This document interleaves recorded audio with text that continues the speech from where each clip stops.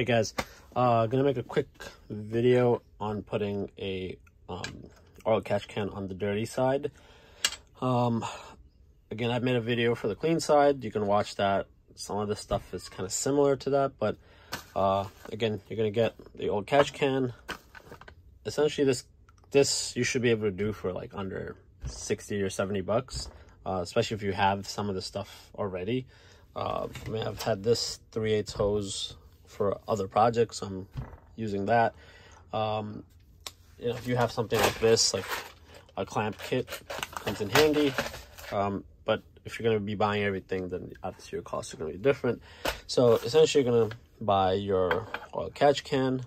The one that you need to get is and I'll put the link in the description, is the one that has the removable baffle. Reason being is you want to shove a bunch of the steel wool material into that. Because we're going to be using the 3/8 hose, most of those oil catch can kits come with these different nozzles. So we're going to be using, I believe it's the smallest one. And you need something like this, you know, a cutter for pipes. Makes it easier. You can use a blade, it's just as easy. They come in all kinds of shapes and sizes, but that's what you need. And yeah, we're going to go ahead and go to the car, show you what to do over there real quick, and go on from there. All right, first thing you want to do in the car is take the scoop or the air intake. So you're gonna have this guy here, use a flathead, pop it open. All right, with these two guys off, this guy literally just pops straight up. You might have to yank it a little bit, and that's that. You could put that aside. I guess I'll put it over here for now. Screws, don't be stupid like me and put it somewhere where you might lose it. So I don't know, I'm gonna be stupid. Just put it here. I regret it later on.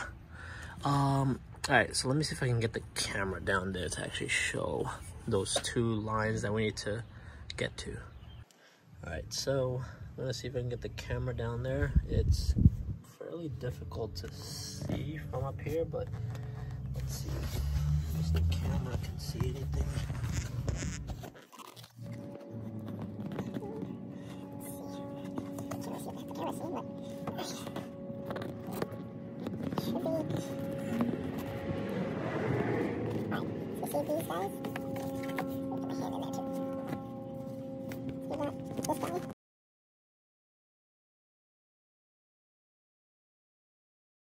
All right, so this is the piping that's inside.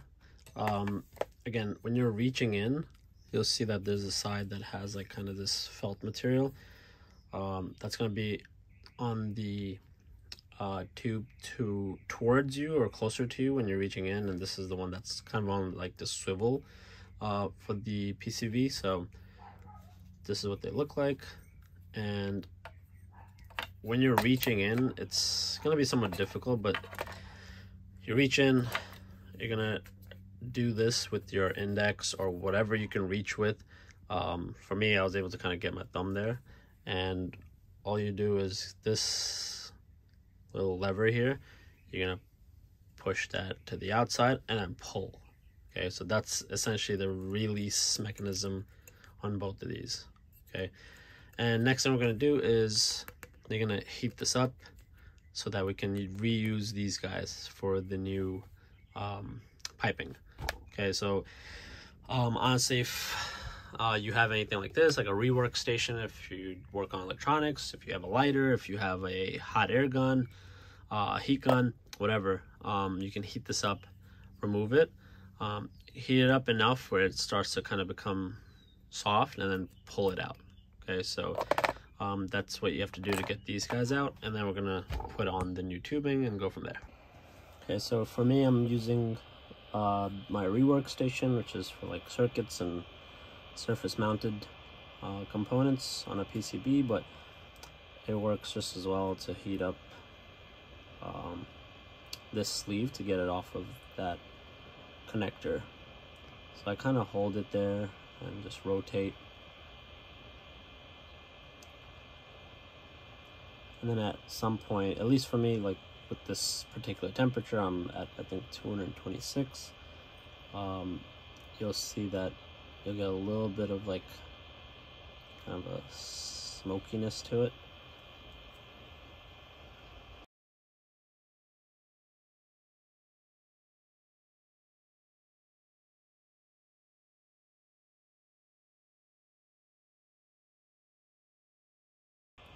Okay, put this back and then just pull this, and that's how you magically get that off. So I got both of these guys off. Now we're gonna fit it onto the tubing. Turn that off for safety. All right, so next thing we want to do is take that steel wool stuff, and probably should wear gloves for this because you could cut yourself pretty easily on this stuff. Like especially if you're like trying to stretch it quite a bit. But I just find it easy to just use some scissors, stretch where you want to stretch, kind of hold it, and just put the scissor and just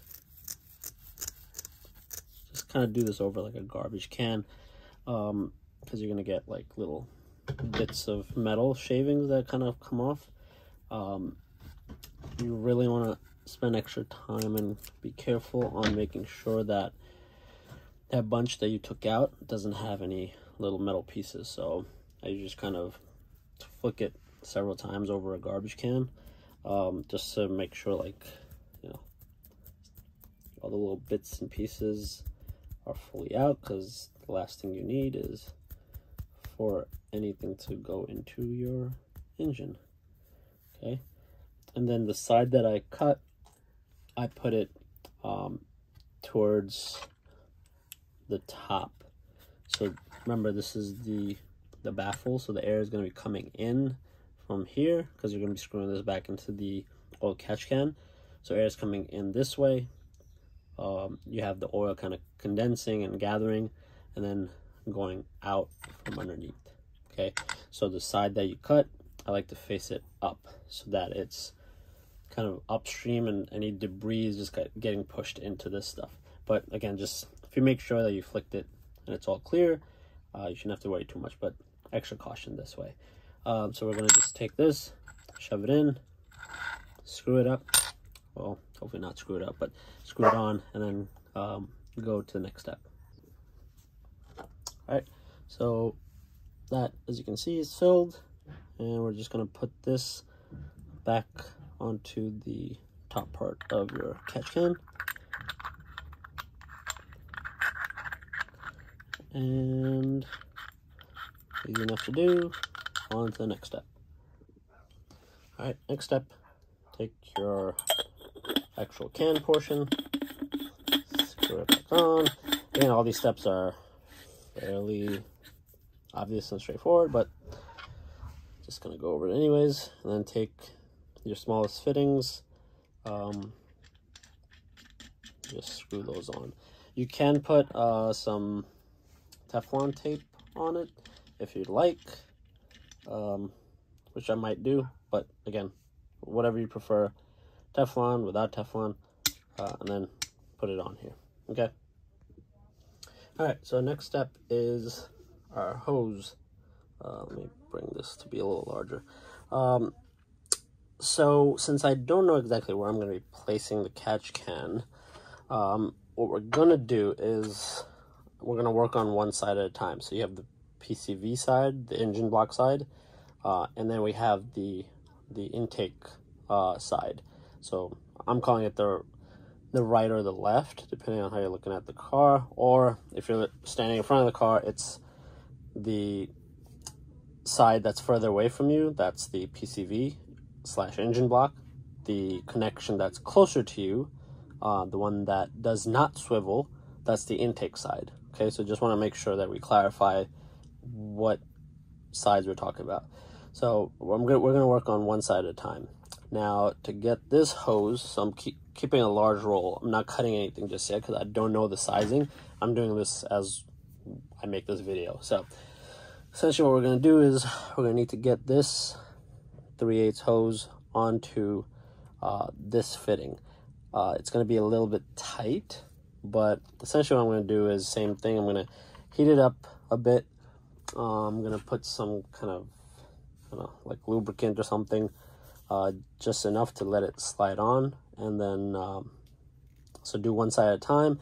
Make sure we get the right lengths and the right placement of the oil catch can, and then we'll do the other side, so that, you know, I don't know what the lengths are just yet. So I'm going to do that, and we'll go to the car next. Oh, also one more thing. So before we actually try to put these on, just make sure you actually, if you're using a spring type clamp, that you put that onto the hose first. You know, just order of operations, that's all. Alright, so this is that generic kind of mount bracket. It's aluminum, super easy to bend. What I'm doing is, so you have this side that has like that angle, put that into the vise, grab some pliers or channel locks or something, and then just when it's straight, you're gonna grab it like this and just start twisting it. You can twist it only to like 45 or to 90. Either or would work. I went to 90. I'm just gonna see how that works out. And then what you're also gonna do is make sure this hole, you enlarge it just slightly. And then I'm also just kind of bending this top.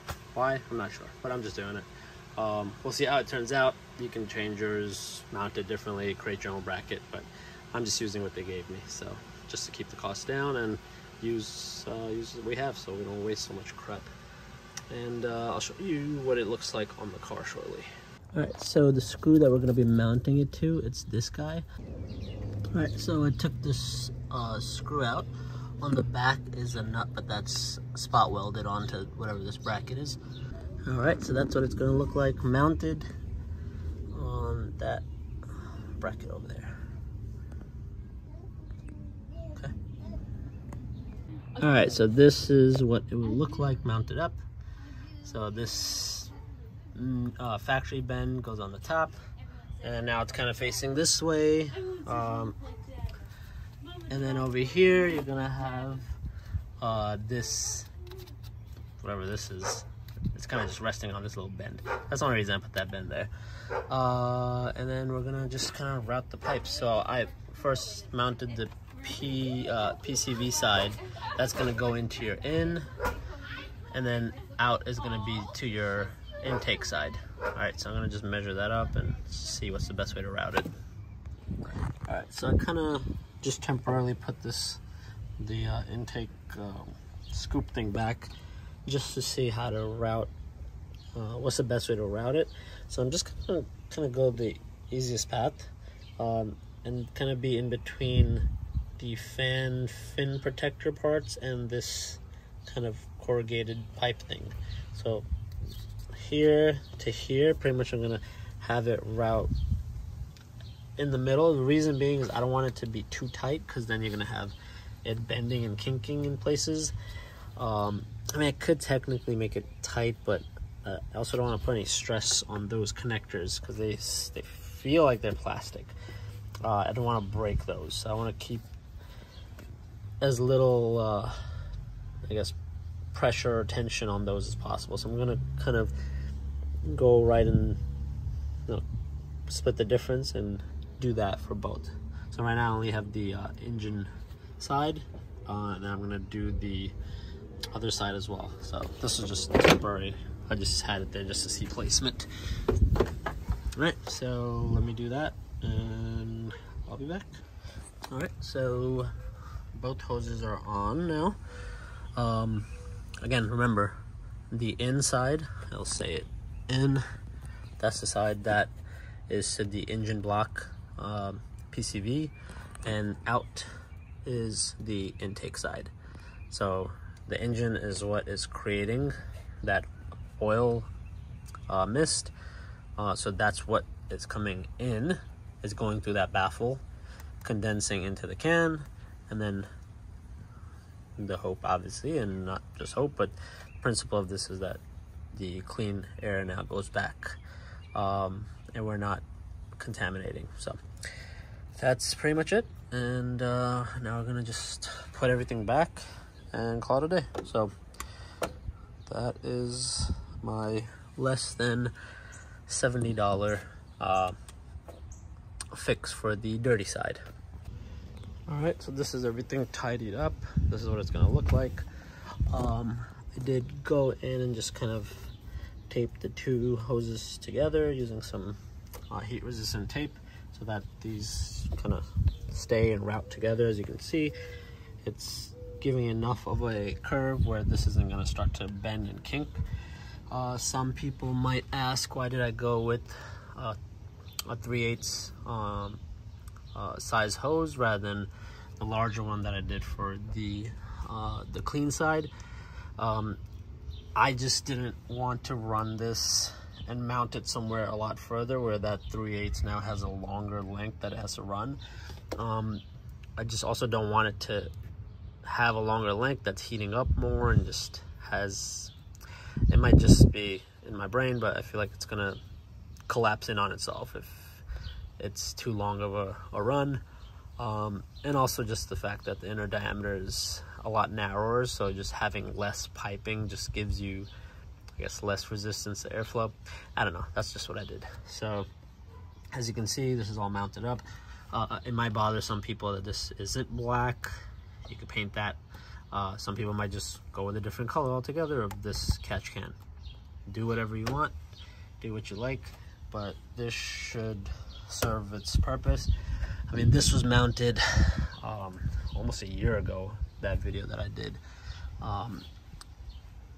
And this, I collect maybe every 5,000 miles, I'll have, I want to say around 5 ml of oil kind of like filmed up in there, and then just like a little tiny puddle. So if I'm getting that from the clean side, then this is kind of a no-brainer. The toughest part is getting the hose on those connectors, the factory connectors. And then the other tough part for me was to figure out where to mount it. But you guys watching this, you can follow exactly what I did. And honestly, the whole thing is probably less than 30 minutes. So it's, I would say, just as easy in some ways as the clean side, but you do have to kind of rely on feel to get those guys off. But once you know where they are, you will be a master at taking it on and off. So, all right, hope this was useful, and if not, hopefully I can be of use with some other video. So take care, guys.